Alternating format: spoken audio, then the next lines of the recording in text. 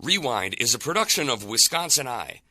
To keep programs like this free and accessible to all, please consider a charitable gift to wisci.org/donate or text WISI to 44321.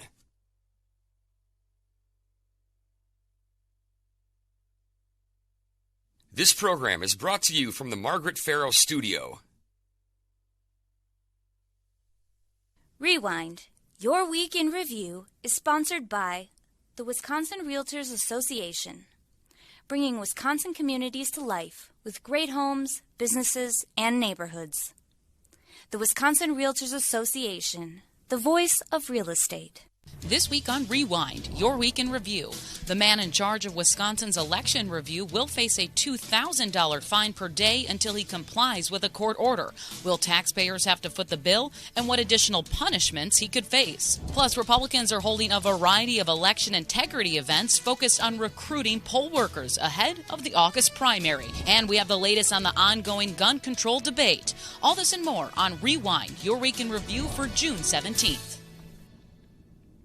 Hi, I'm Emilee Fannon. And I'm J.R. Ross. J.R., we're going to pick up on a topic that we talked about last week. It was a very busy news week last week, and it's in regards to Michael Gableman. He had a very tense court appearance in Dane County last Friday, and the judge, after some of those testy exchanges, issued some sanctions against Gableman. Gableman was found in contempt of court on Friday, but now we know a little bit more about the fines that he'll have to pay until he starts complying with the court order. So he'll be fined $2,000 a day until he starts maintaining records requested for his election review. Now, Gableman could face additional punishment basically for his behavior.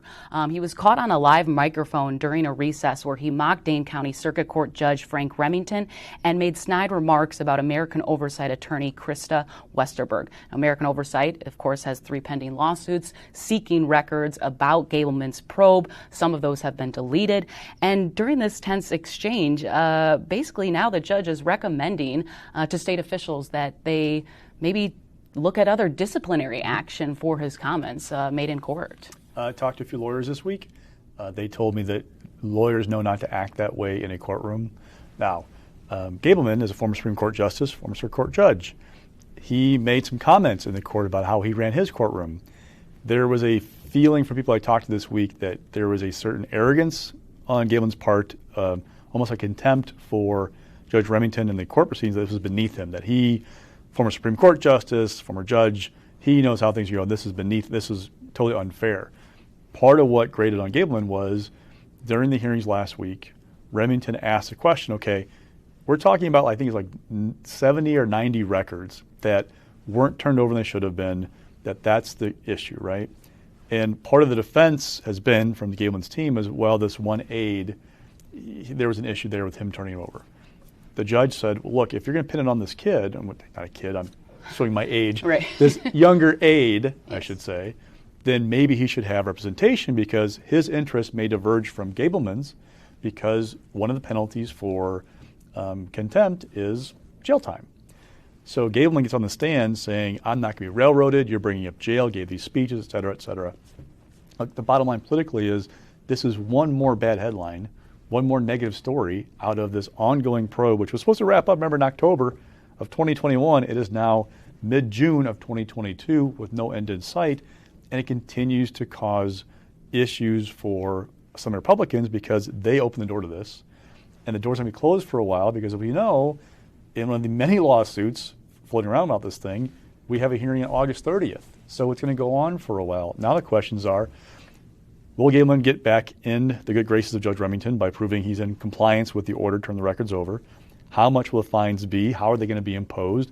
Is he going to cut a check like once a week, once a month? Like what's going to go on? Right. There are a lot of questions like that I'm trying to find out to see how this plays out.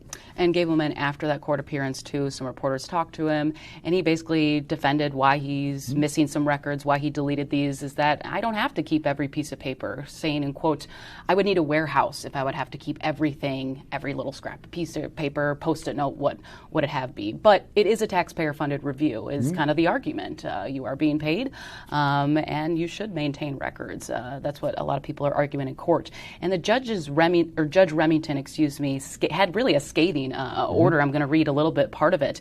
And quote, the judge said, "The circus Gableman created in the courtroom destroyed any sense of decorum and irreparably damaged the public's perception of the judicial process." There was also a footnote in there, JR, that you and I both caught, that Judge Remington started getting some threats after this court appearance because Gableman suggested that he was a partisan judge. So he said, in quote, "Unfortunately, the court has observed firsthand the effect of Gableman's unfounded accusation that I'm biased and that I'm an advocate for American oversight. I've been aware of threats. For example, I had a better watch my back, and I hope the judge has a gun." So really just troubling, I guess, aftermath from this court appearance. And we've even talked before about the pressure that judges are now under and the threats made against them and, needed more protections. I believe it was the federal government just passed a bill that would remove Supreme Court justices' addresses online to make it more difficult to find out where they live. We've seen after the leaked Supreme Court opinion, after that suggesting Roe would be overturned, that there was a lot of protests out of justice houses. So it just seems like we're in a different era than we've ever been when it comes to security concerns. Remington made a reference to an online threat to protest at his home. They don't specify where these other threats came from. Our assumption would be they were online as well. That seems to be one of the many wonderful things about the internet, is that people can say whatever they want without penalty sometimes. But we're not sure how serious this is. But in light of what happened with that judge in western Wisconsin recently, you have to take everything seriously. I mean, this is a tense time for people in general, but especially the judicial system. There are protests outside Kavanaugh's home, that unfortunate incident there. Now this, what Remington also got it to was, this is particularly troubling because Gableman is a court official. He's a member of the bar. He's a member of the bar. He's a former Supreme Court justice and a judge, and he's the one bringing this down upon the judicial system. It's your responsibility, if you're part of the court system, to uphold some sense of respect for it. And Gableman did not do that in his words. I spoke to UW-Madison political science professor Barry Burden about basically Gableman's behavior, whether taxpayers will have to foot the bill. And he also said it was, quote, astonishing that a former Supreme Court justice would display such disregard for proper legal behavior and decorum in the courtroom. Now, I also just kind of mentioned, I talked to Barry Burden about, will taxpayers have to foot the bill? That's a big question, right, JR? And it seems likely that we will. So I am not a lawyer. I often see the show. I read a lot of contracts, though, and there's this provision in the latest amendment that Voss signed with Gableman in April that said they will indemnify and hold harmless Gableman for whatever kind of he does in his official duties. Now, I don't know if contempt counts as part of your duties, but there are other provisions in those contracts that make clear the assembly is the one who'll take responsibility for what's going on out of this probe. So now my question is, how are these checks going to be cut? Who's going to cut them? Like what? Will this come out of Gableman's original budget? So as of last Friday, some chief clerk told me Gableman spent $495,000 in change out of $676, which is total budget. Do these fines come out of that? Robin Voss said at one point the legal bills are not going to count toward that budget. Well, I've got more bills that I'm pulling together that we're getting awfully close to $1 million right now. Will that be part of that? That just doesn't count toward the tally, but it goes in that legal bill pot. We have 3 open records lawsuits filed by American Oversight. We have the lawsuit Josh Call filed seeking to force Gableman to interview these witnesses in public before a committee, not in private for a deposition. And we have the Gableman-initiated effort to jail the mayors of Green Bay, Racine, Madison, and some city officials if they won't provide private depositions at his private office. So it is getting expensive for taxpayers. It is adding up, and this is one more piece of that bill that we don't know what's going to end up being. And it's next week that Assembly Speaker Robin Voss, American Oversight, has also filed a lawsuit against him seeking records on his phone and emails that were deleted. And he will have to provide some type of reasoning why that happened and why those can't be found ever again on those servers. We don't know, are we headed to appeals with these orders? Because that's an option. But if you appeal, you're also going to incur legal costs, which means more expenses for taxpayers for a probe that was supposed to be over in October of last year. Right, and I think we know, we've talked about it on the show before, is that Republicans, Voss, Gableman, they keep arguing that they can't complete this investigation because they're so buried in these legal battles. But Right now, the election investigation is supposed to be, in a sense, on pause while Gableman finishes this legal work. And if that's the case, I mean, we have these court hearings that are being booked. I think there's one even in September. So it is almost, I could say, 99% sure that this election investigation will stretch well into 2023. Also, this week, there was several events hosted by Republicans, basically called election integrity conferences, trying to recruit poll workers and also trying to recruit and train people. Now, of course, a lot of Republicans were upset of what happened in the 2020 election. They have a lot of unfounded claims of people, stuffing ballots into absentee ballot envelope or drop boxes, excuse me. I couldn't come to my words. So they're kind of having a lot of these efforts just to get more people on the grounds. The Republican National Convention also hosted an election integrity tour. Is going on throughout Wisconsin to do about the same thing. So it's not a big surprise because they want to also be in the room when these elections are going on. So this effort's been underway for a while to recruit more poll workers.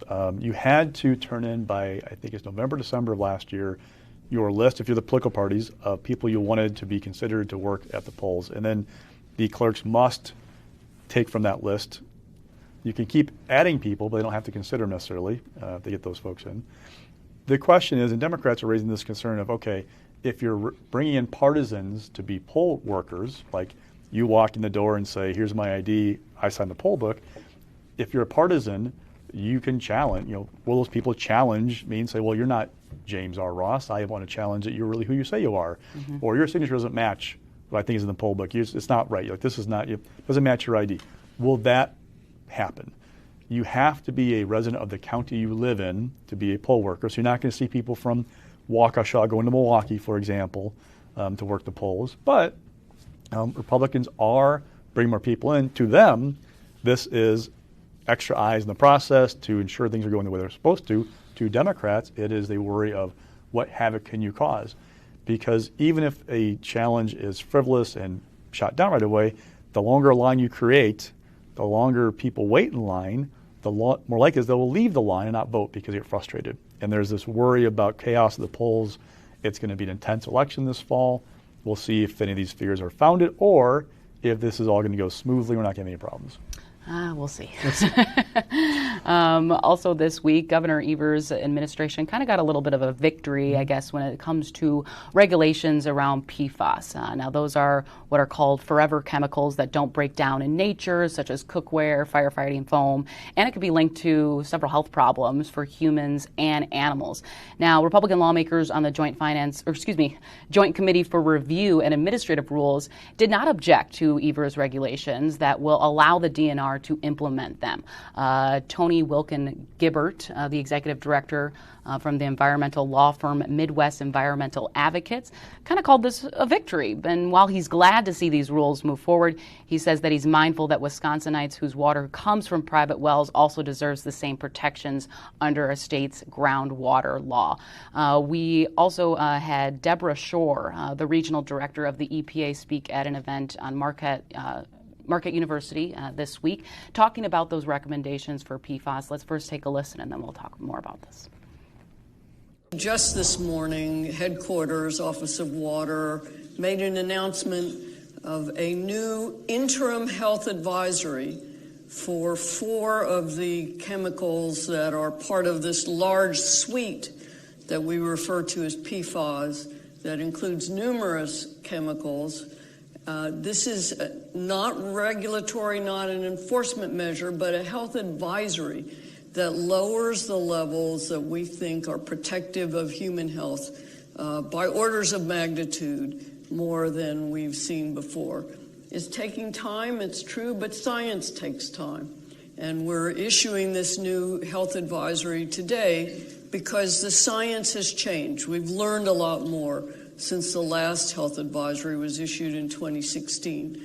We're on a path to, by the end of this year, have some new proposals for regulations that may go into rulemaking in 2023.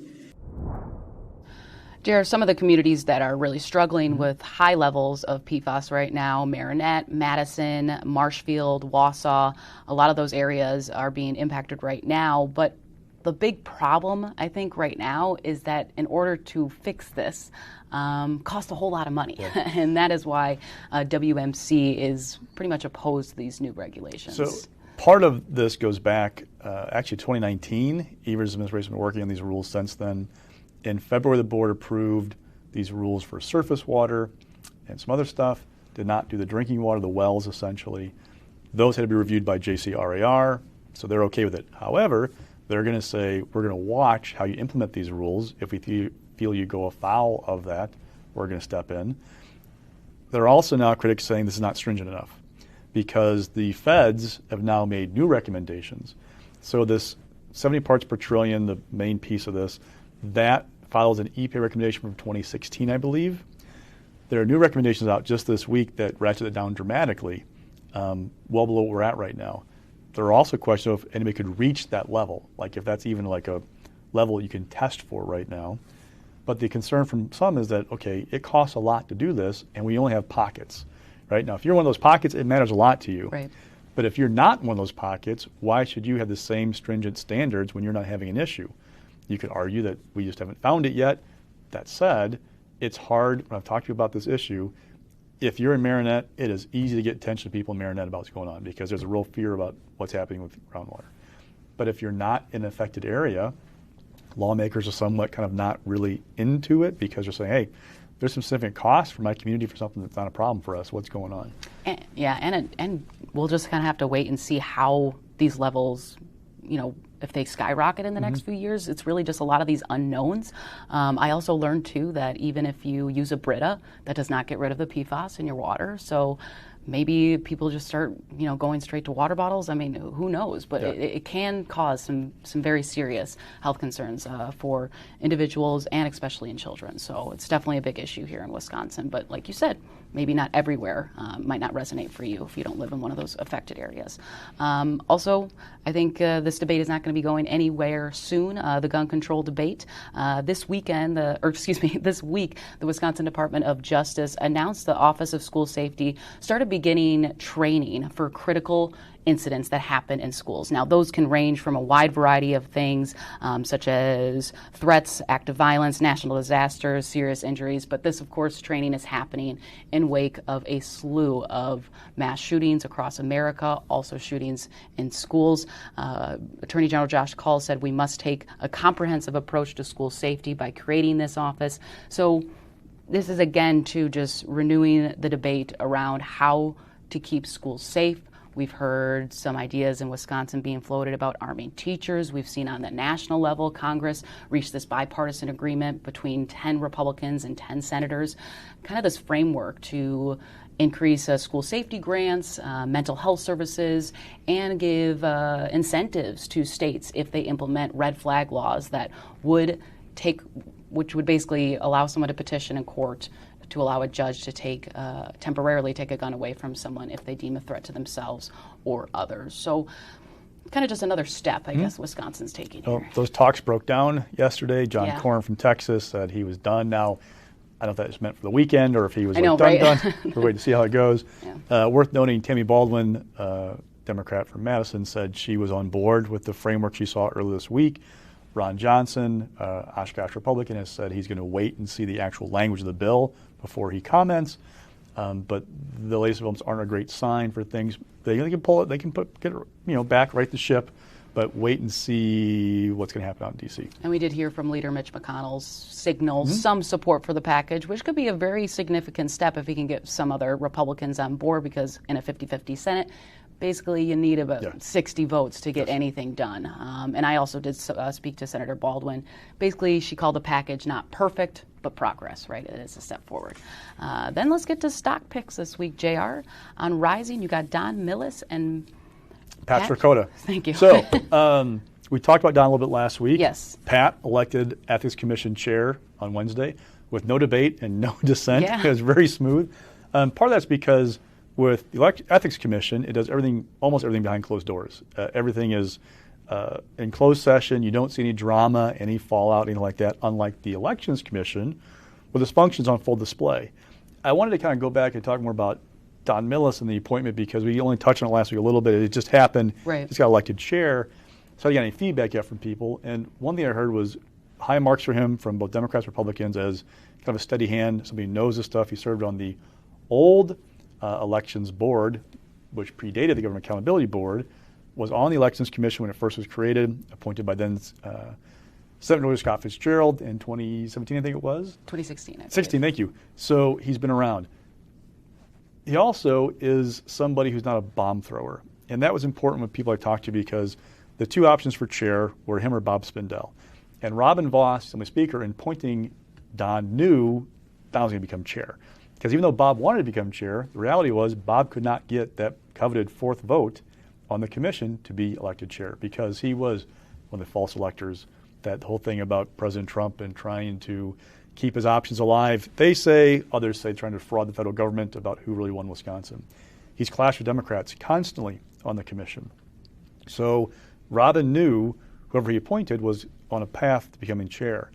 He had two choices. He'd go with a bomb thrower, somebody. Remember, he wouldn't rule out appointing Michael Gableman that's to correct. the commission, which I think we all know is kind of a bluff. Right.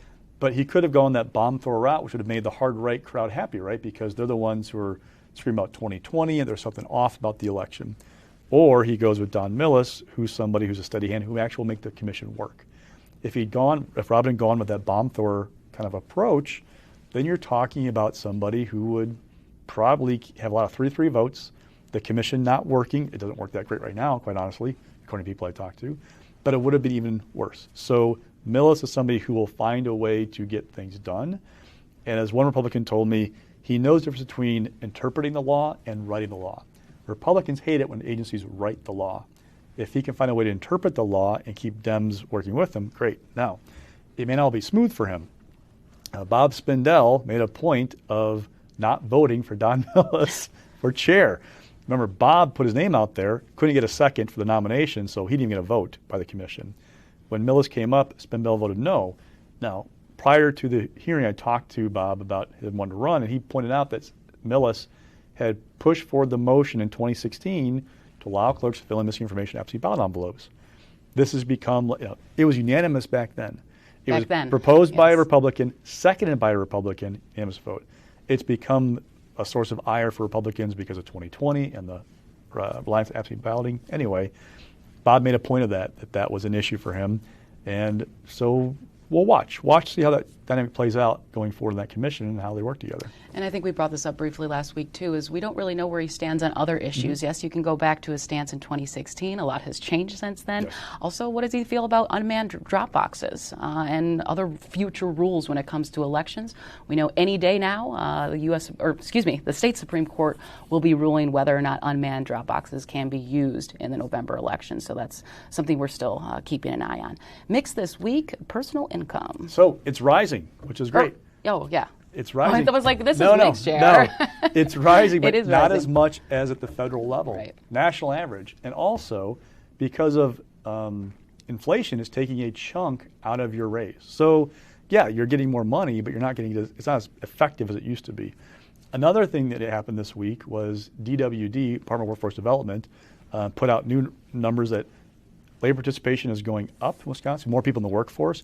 Our unemployment rate actually ticked up a little bit because there were more people going into the workforce than jobs added. So they're actually kind of both good things because we have an issue with the number of people who are available to work in Wisconsin, which lots of folks do. Our labor participation rate peaked in 1997, around 75%. We're now around 66 and change, which is still above the national average. Part of it's demographics, though. I know I'm getting deep in the weeds here, but bear with me.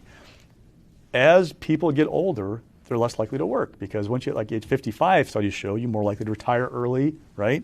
Mm-hmm. Who's hitting age 55 right now? Baby boomers.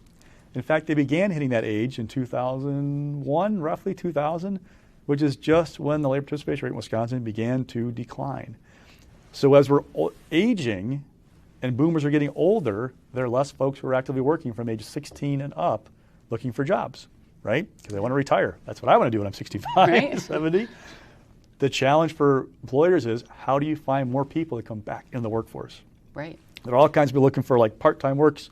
Can they find a retiree to work part-time, things like that? Well, that's what's happening right now, too, across America. A lot of people with inflation right now, high gas prices, they plan for retirement but there's 65-year-olds, 70-year-olds. I'm seeing them at the grocery store now. Yep. I actually talked to a woman last week at Trader Joe's, and I've been actually trying to find someone to talk to about this story because it's just kind of a changing demographic that we're seeing. And she said, I had to come back. I was retired for 3 years. I enjoyed it, but I don't really have too many options. She lives alone and had to get some side work.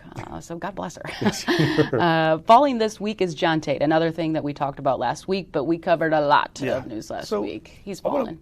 More the question is John Tate the proverbial sacrificial lamb in politics, or is he going to actually move this off the table, right? So for Evers, we've talked before, Governor Evers is stuck between his belief in trying to reduce the prison population, voters in the middle who want to be safe, and kind of a social justice wing of the Democratic Party. Tate resigning is obviously the fallout of this initial decision to release somebody who had stabbed his wife to death in 1997, or convicted of it in 1997, served 25 years of an 80-year sentence, and was set to be released. That was reversed. Does him resigning take it off the table? Now, Republicans say no. There's going to be an issue there no matter what, because there's that. There's crime in Kenosha with the violent protests in 2020. We have a rise in violent crime in Wisconsin, period. This is going to be something hung around Evers' neck. Or some Democrats, look, the governor took action, so this is not what I want. It's going to take care of it. I don't know if it's going to take care of it. One thing that's kind of backstory of all this is, in Wisconsin in 1999, I think it was, we passed truth in sentencing, which basically means if you're sentenced to 25 years, you serve 25 years. When this guy who killed his wife and was convicted in 97 was sent to prison, if they wanted you to serve 25 years, they gave you 80 because you had the option to earn early release. It was a different scenario. But for Evers to have to go back and say, look, this guy served his time. Yes, he went to release him, but I went and said, no, don't do it. Then he said, he's explaining. All right. When you're explaining, you're losing. That issue can become particularly potent politically if the family, for example, is irritated enough they want to be in a TV ad. I was just going to say that. You literally just took the words out of my mouth. We could very well see that happen. The other thing people brought to me is, Evers has pardoned more than 500 people now, I think it is, record. If any of those guys go back and do something between now and the election, that is bad. These are the dangers for Evers on crime. And that's why I want to bring this back up. The dangers for Evers on crime between the pardons, people leaving early, this issue with Tate. So again, is Tate the sacrificial lamb? Does he take it off the table? Or is it just one piece of the story that's going to play out until November? Right, and Evers, like you said, is going to have to explain all of this. Meanwhile, this week he was out in the Milwaukee neighborhood touting his not tough on crime, but basically crime prevention package, trying to show him in a different light. But these are questions that are not going to go away, and Republicans are really going to drive it home heading into the midterms and into the fall. Yep. All right, that will do it for this week. Thanks so much for joining us. I'm Emilee Fannon. And I'm J.R. Ross. Have a good weekend. This program was brought to you from the Margaret Farrell Studio.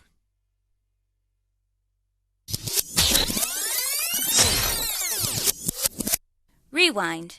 Your Week in Review is sponsored by the Wisconsin Realtors Association, bringing Wisconsin communities to life with great homes, businesses, and neighborhoods. The Wisconsin Realtors Association, the voice of real estate.